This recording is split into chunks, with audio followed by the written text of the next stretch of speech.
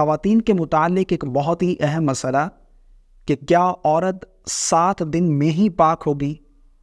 یعنی خواتین کے جو مخصوص ایام ہیں، جو پیریڈز ڈے ہوتے ہیں، جو حیض مینسز کے ایام ہیں، کیا یہ 7 دن کمپلیٹ کرنے کے بعد ہی عورت غسل کرے گی، پاک ہوگی؟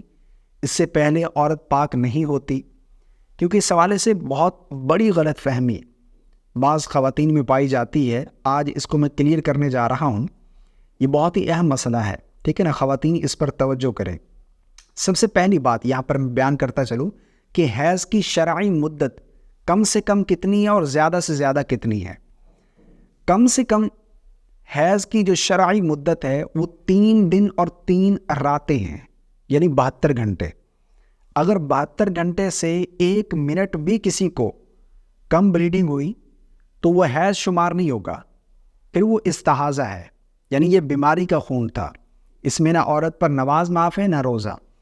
لیکن 3 دن 3 راتیں کمپلیٹ ہوئی تو پھر یہ حیض شمار ہوگا۔ یہ ناپاکی کے ایام، اس پر عورت پر جو ہے وہ نماز نہیں ہے۔ اور اسی طرح زیادہ سے زیادہ جو اس کی مدت ہے نا وہ 10 دن اور 10 راتیں ہیں۔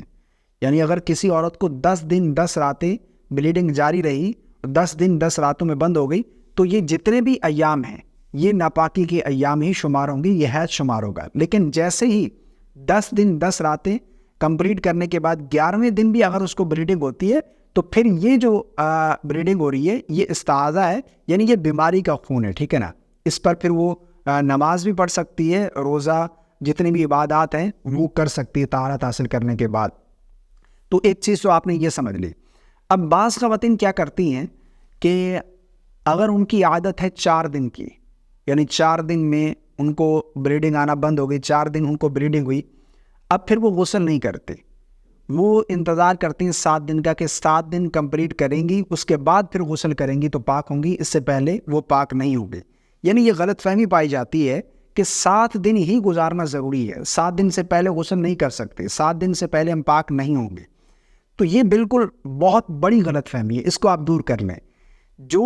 جس کی جتنی عادت ہے، مان لو کسی عورت کو بلیڈنگ ہوتی ہے 4 دن، تو وہ 4 دن گزارے، جیسے اس کی بلیڈنگ بند ہوئی وہ غسل کر کے نماز اپنی شروع کر لے، اس کے اوپر غسل بھی لازم آ گیا اور نماز بھی اس کے اوپر لازم ہے۔ اگر کسی کو 5 دن بلیڈنگ ہوتی ہے تو وہ 5 دن کمپلیٹ کرے، اسی طرح کسی کو 6 دن ہوتی ہے تو جیسے بلیڈنگ بند ہو اس کے اوپر غسل کرنا لازم ہے۔ اب وہ 7 دن کا انتظار نہ کرے، ایسا نہیں ہے کہ وہ 7 دن کا انتظار کرے اور 7 دن گزارے اس کے بعد ہی پھر غسل کرے، نماز پڑھے۔ یہ بہت بڑی غلط فہمی ہے۔ اس وجہ سے بعض خواتین جو ہیں وہ اپنی نمازیں ہی چھوڑ دیتی ہیں، انہیں علم ہی نہیں ہوتا نا۔ دیکھیں نا کہ کسی عورت کو بلیڈنگ ہوئی، حیض آیا 4 دن، اب وہ 4 دن بعد غسل کر سکتی ہے، ٹھیک ہے، حیض آنا بند ہو گیا، اس کے ناپاکی کے ایام ختم ہو گئے، لیکن پھر بھی وہ 7 دن تک غسل نہیں کرتی تو یہ 3 دن کی جو نمازیں ہیں یہ اس نے چھوڑ دی، غلط فہمی کی وجہ سے بہت گناہ گار ہوئی۔ اور اسی طرح ناپاکی کے ایام جو ہے وہ ختم ہونے کے بعد اس کے اوپر جو غسل فرض ہوا تھا وہ اس نے غسل بھی نہیں کیا، ایسے ہی ناپاک پھرتی رہی، تو یہ بھی ایک گناہ ہے۔ تو اس چیز سے بچنا چاہیے، اس چیز کا آپ کو علم ہونا چاہیے کہ جس کے ایام ہیں، یعنی جس کو جتنے دن پیریڈز آتے ہیں اتنے دن وہ ناپاک ہے، اس کے بعد پھر وہ غسل کرے وہ پاک ہو جائے گی۔ 7 دن یہ شرط نہیں ہے، 7 دن گزارنا شرط نہیں ہے کہ 7 دن ہی کمپلیٹ کرنا یہ ضروری ہے، اس سے پہلے غسل نہیں کر سکتے۔ تو بعض خواتین میں یہ کنسیپٹ پایا جاتا ہے 7 دن والا کہ 7 دن کمپلیٹ کرنا یہ ضروری ہے، تو اس چیز کو آپ کلیئر کر لیں۔ اور یہ جو مسائل ہیں یہ خواتین کو سیکھنے چاہیے۔ بہت ساری خواتین ایسی ہیں جو اس طرح کے مسائل نہیں سیکھتی، حالانکہ سیکھنا چاہیے۔